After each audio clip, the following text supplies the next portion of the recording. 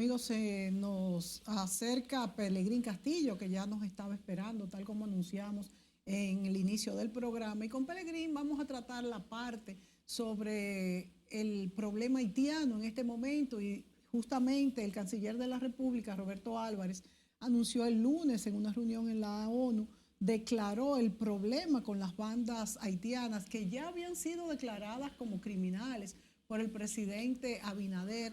Y también vimos las noticias de que Estados Unidos dice que no se puede hacer cargo económicamente de la misión de Kenia, que según ellos es el único que está aportando, mientras los otros se quedan hablando del gran problema, pero nadie hace nada. Se han tomado algunas medidas en la República Dominicana, como por ejemplo no atender personas en los hospitales a menos que no sean de urgencia, y después que el paciente esté estabilizado, pues tratar de que sea repatriado a su país, y otras medidas que se van tomando poco a poco. ¿Cuál es la situación, Pelegrín, ante la amenaza de estas bandas, primero, y segundo, cómo afecta esto a la economía dominicana, como hablaba el economista Henry Ebrard?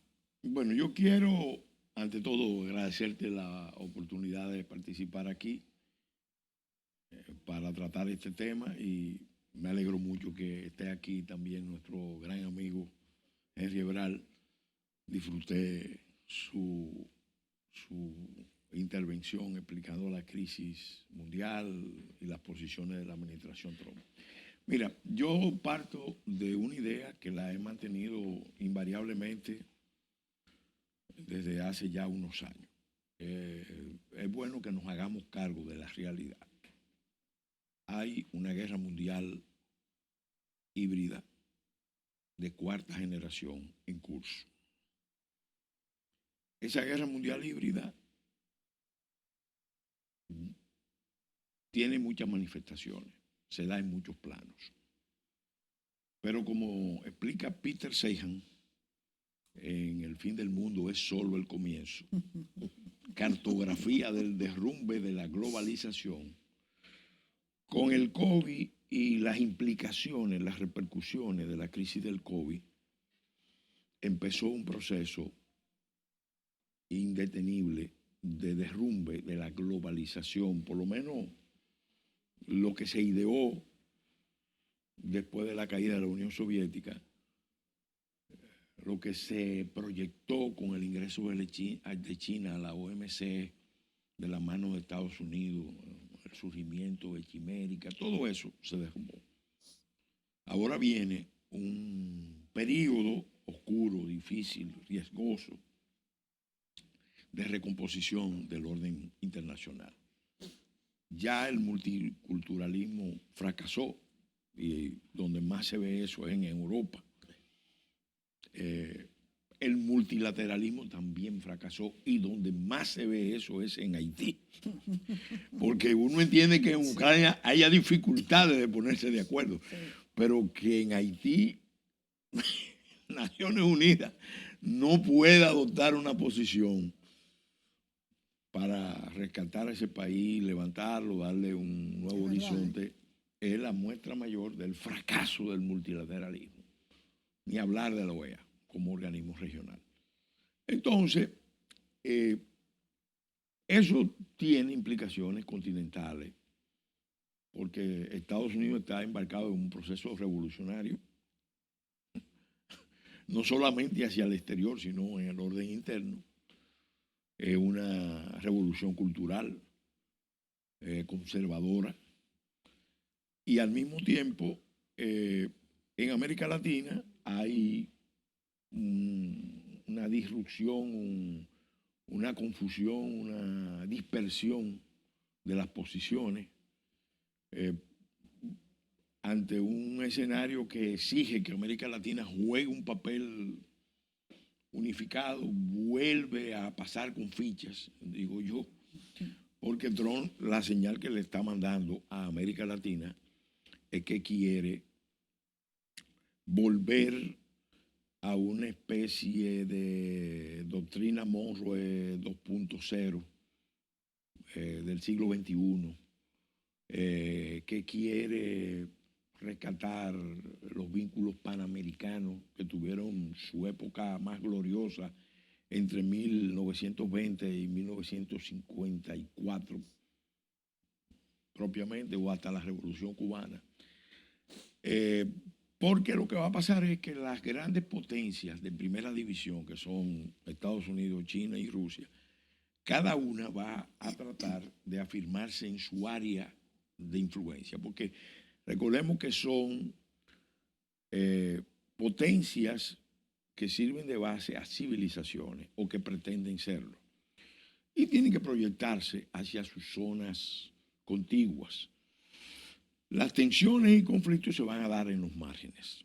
Entonces ahora en la región Gran Caribe, en este Caribe que es línea de fractura, Caribe Centroamérica, entre la América que es nuestra y la América que no es nuestra, la anglosajona. Entonces aquí tenemos un escenario muy complicado con Haití. Haití es un estado colapsado, un estado fallido, que ha sido descartado. Ha sido descartado. La cultura del descarte, de la que habló tanto el Papa Francisco, también se aplica a los estados. Al estado haitiano lo descartaron los organismos internacionales, las potencias, los que debieron ir a rescatarlo, reconstruirlo, no lo han hecho. Y particularmente Estados Unidos. Particularmente Estados Unidos. Mucha gente dice, no, la deuda de Francia, a los haitianos les gusta hacer ese planteamiento. Yo tengo una tesis que la quiero desarrollar primero con Henry y algunos amigos de Francia. Ya Michel tenemos esa conversación, porque yo creo que sí hay una deuda histórica grande con Haití. Si vamos al campo de las deudas históricas, la mayor deuda aquí en Estados Unidos, porque logró su mayor expansión territorial al menor costo, precisamente por eventos sobrevenidos en la isla de Santo Domingo. No es que los haitianos trabajaron con intención a favor de los Estados Unidos, no. Es que lo que pasó aquí en la isla, y concretamente en Haití, favoreció como nunca antes la expansión territorial de los Estados Unidos de Norteamérica. Entonces, ¿qué pasa ahora? Bueno, vamos al tema de las bandas. Haití entró en esa etapa de colapso.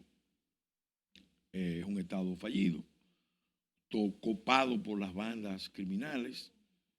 En realidad, cuando uno analiza por qué surgen todas estas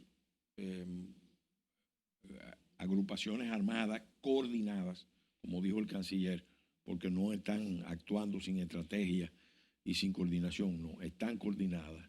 ¿Pero quién las coordina? Bueno, ahí es que tenemos que darnos cuenta los dominicanos. Los tres sectores que están en conflicto en Haití tienen aliados exteriores.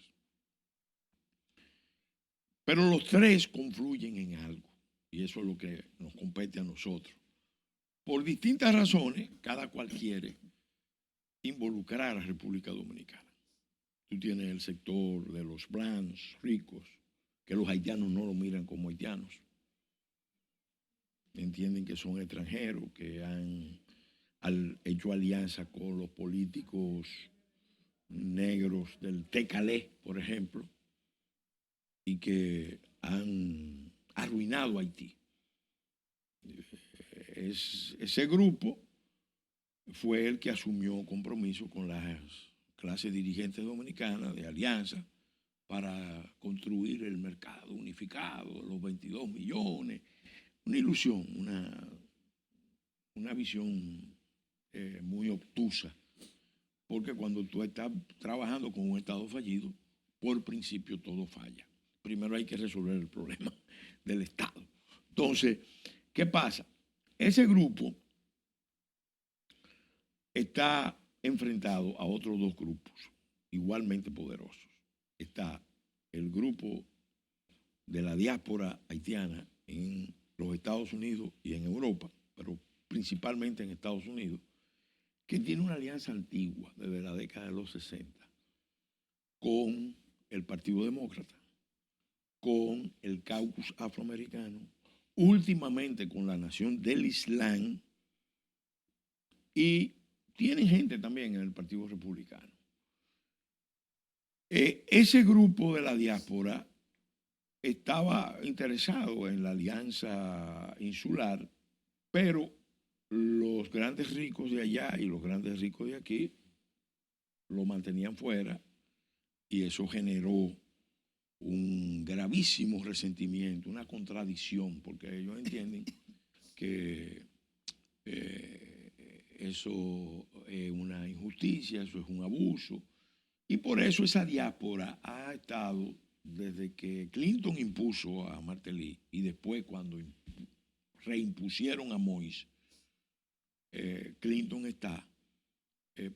esa diáspora está apoyando ya un proceso de confrontación, de ruptura. Por eso muchas de las armas que vienen desde Estados Unidos las mandan los haitianos de la diáspora. Sí. No solamente están mandando armas, hay voluntarios que han ido y hay mercenarios que han sido contratados. Y hay exmilitares norteamericanos y ex policías norteamericanos de ascendencia haitiana que quieren estar participando en el proceso en Haití. ¿Pero cuál es el fin último de esa diáspora? No, esa diáspora quiere desplazar del poder a los grandes ricos, a las familias tradicionales de Haití. Y ellos quieren pasar a ser la fuerza decisiva en Haití, pero también tienen un resentimiento con República Dominicana. Porque en la narrativa que ellos han construido internacionalmente, República Dominicana ha sido el hegemón que las potencias le han impuesto a Haití. Y que ha abusado de Haití, que se ha lucrado con Haití, y que entonces, fíjate el papel que juega Claude Joseph. Claude Joseph, después que el presidente Abinader y Juvenal Moïse firman aquel famoso acuerdo en Belader, en la frontera dominico-haitiana, bueno, el TCALE gira totalmente en contra del presidente, pero en alianza con la diáspora haitiana. Mientras el presidente Moïse, que recibe un golpe con la carta del caucus afroamericano a Blinken, se va a Turquía a buscar apoyo de los rusos y de los turcos. Claude Joseph se va a Nueva York, fortalece los vínculos y se mete en la conspiración para el derrocamiento del presidente Moïse. Uno de los factores que detona la crisis es que en el acuerdo Abinader-Moïse se incluyó la interconexión de la matriz eléctrica de la isla.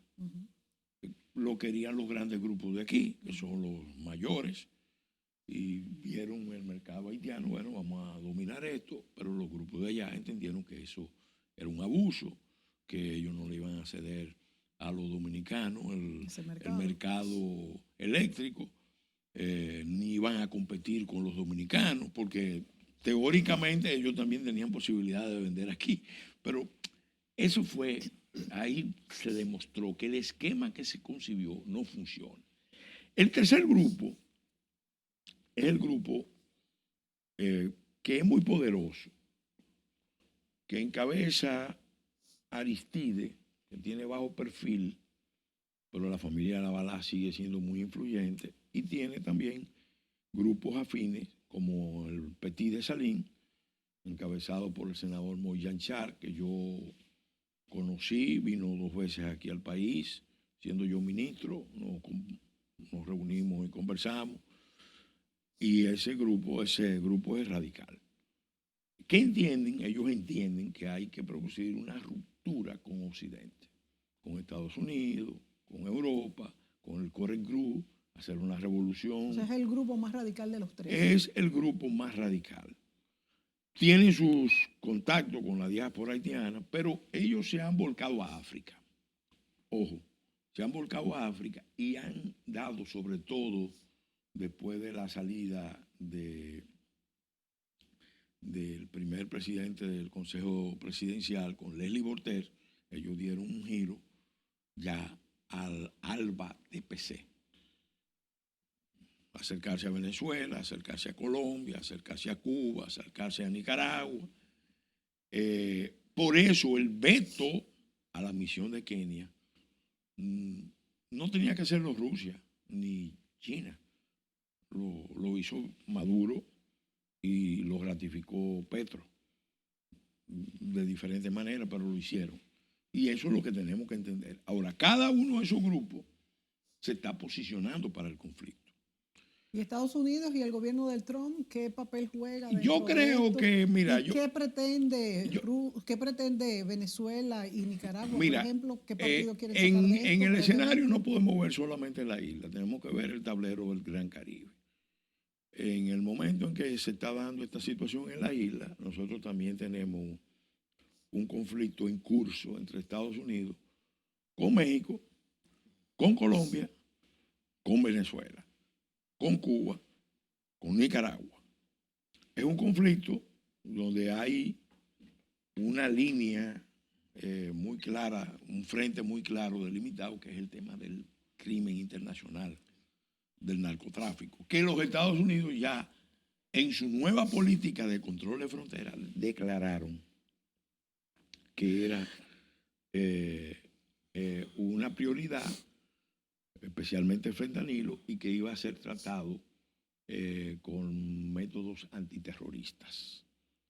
Entonces ahí empieza a producirse vamos a decir, un escenario mucho más complejo. ¿Por qué?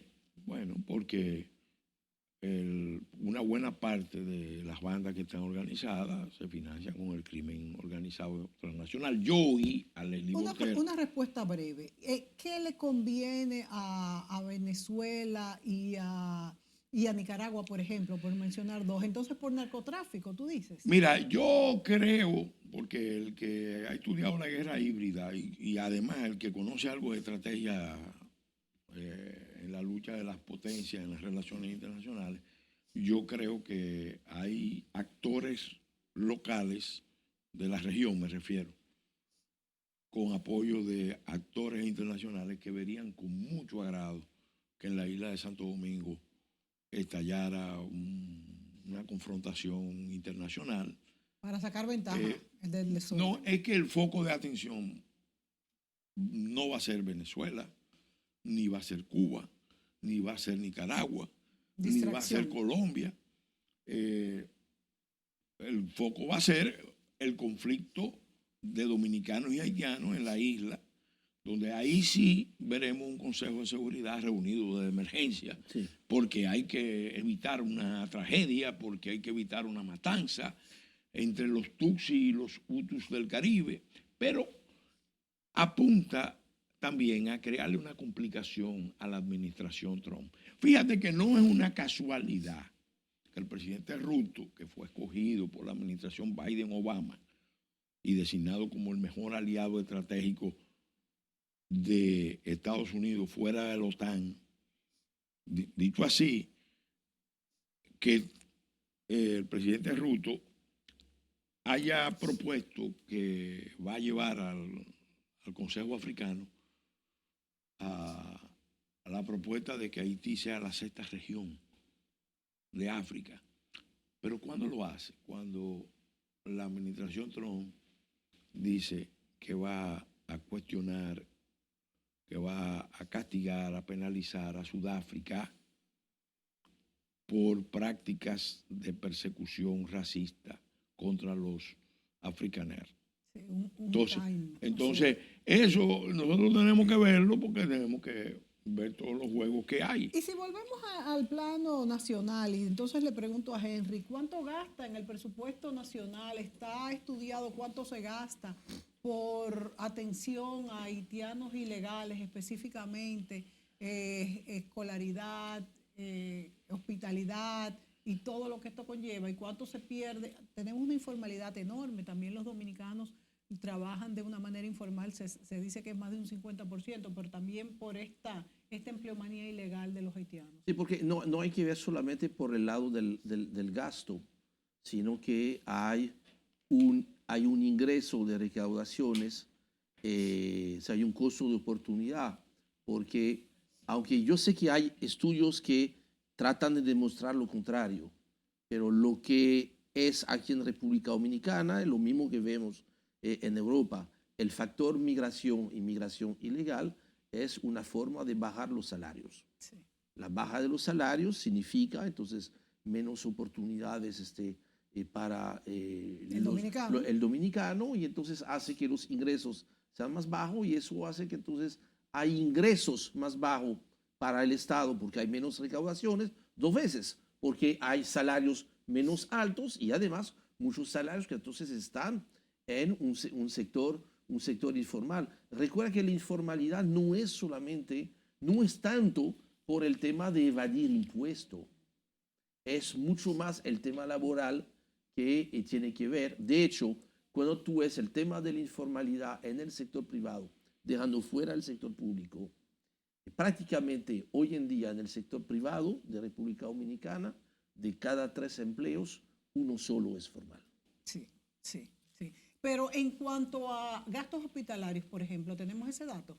Ya, yo no mucho. No, son muchos millones, son miles de millones de pesos, sin duda alguna. Y esto, obviamente, sería importante analizarlo bien y ver entonces sí una situación que yo sé que es compleja, pero que hay que empezar a atender, porque es la primera vez que tú ves que, mira, la caída del sector de construcción en el primer trimestre, que se cayó más de un 7%, es una combinación de 3 factores. Por supuesto, tasa de interés alta. 2, el hecho de que los materiales son caros, pues son situaciones que ya se tenían. Ya el tema de Haití está empezando a influir. Eso quizás nos va a permitir, porque nos va a obligar a buscar las soluciones a esto. De cierto modo, el hecho de poder aumentar el salario mínimo en la construcción va en la buena dirección. El hecho de lograr hacer que se modernice el sector de la construcción, que muchas tareas que deberán ser automatizadas, pero que si tú tienes la posibilidad de hacerlo más barato, de hacerlo muy barato con claro, una mano de obra abundante y muy barata e informal, entonces es un te desincentiva la inversión que sería necesaria para inclusive ser más productivo y bajar el costo de la vida, porque es otra situación que es como es el miedo al cambio, es porque no a la vez tenemos un problema que ya empieza a ser un problema social pero en el país, que estamos sacando la población jóvenes profesionales ya no pueden vivir en el centro de la ciudad, tienen que migrar ya fuera de la ciudad para poder alcanzar unas viviendas que puedan estar. Sí, porque el tema de la vivienda en nuestro país es otro tema. Un minuto, Pelegrín Castillo. ¿Pudiéramos decir que está dentro de las posibilidades un enfrentamiento entre haitianos y dominicanos por motivo de estas bandas? Yo creo que la estrategia, y lo he denunciado, tengo años señalándolo, la estrategia de los 3 grupos por diferentes motivos está arrastrar a la República Dominicana a los conflictos de Haití. Y la meta última es generar en la isla un escenario de confrontación interétnica para justificar una intervención. Sin embargo, ellos no tienen un ejército. Pero sí. No necesitan tener un ejército, al contrario, tiene más posibilidad de eficacia un grupo irregular, un grupo así bandoleril, vinculado al narco, empleando métodos terroristas, porque un golpe dado en cualquier punto de la geografía nacional o en ese polo turístico incipiente que es Pedernales, tumba el turismo dominicano. Así es. y genera el escenario internacional. Yo veo bastante difícil entonces el escenario, porque nosotros como nación organizada, esto también nos ata las manos. Mira, por un lado nos ata las manos, pero nos da también la oportunidad, primero, de que nosotros nos reafirmemos en la necesidad de fortalecer la nación, afirmar el carácter republicano, luchar por superar el modelo de finca con pasaporte, porque esto que estamos analizando de los empleos y la baja de los salarios y todo eso, tiene que ver con algo que explicó Andrés Cortés en la década de los 70, 80, precisamente en el espacio de la isla. Lo había explicado también Gunnar Myrdal y últimamente Acemoglu y Robinson. Si tú tienes una economía rentista, extractiva de renta, que no te genera riqueza, sino que te concentra riqueza, sobre la base de un esquema de sobreexplotación del recurso humano y de sobreexplotación de los recursos naturales, al final eso es insostenible y termina provocando que el Estado débil se convierta en Estado fallido. Entonces, ahora, ante este reto, tenemos la oportunidad de nosotros darnos cuenta de cuál es el problema y hacer lo que yo he llamado la revolución del proyecto nacional. Dejar de ser una finca con pasaporte de unos pocos dueños. Y lo que ha explicado Henry Ebrard, yo creo que dice que el momento es adecuado con toda esta reconstrucción del panorama internacional y cómo se está manejando la economía en la República Dominicana. Este es un tema muy largo, muy importante y que tenemos que seguir analizando. Henry también ha hablado de cuestiones puntuales que debemos proseguir, como pues estas compañías, estas multilaterales que pesan más que el gobierno de cualquier país del mundo, también tienen que pagar sus impuestos y cómo lo están haciendo, de manera que queda mucha tela que cortar. Le doy las gracias a Pelegrín Castillo, a Henry Ebrard por acompañarnos aquí y a ustedes, amigos, pueden volver a ver este programa en Mónica Gutiérrez Fiallo TV, así que los espero en mi canal de YouTube. Hasta la próxima.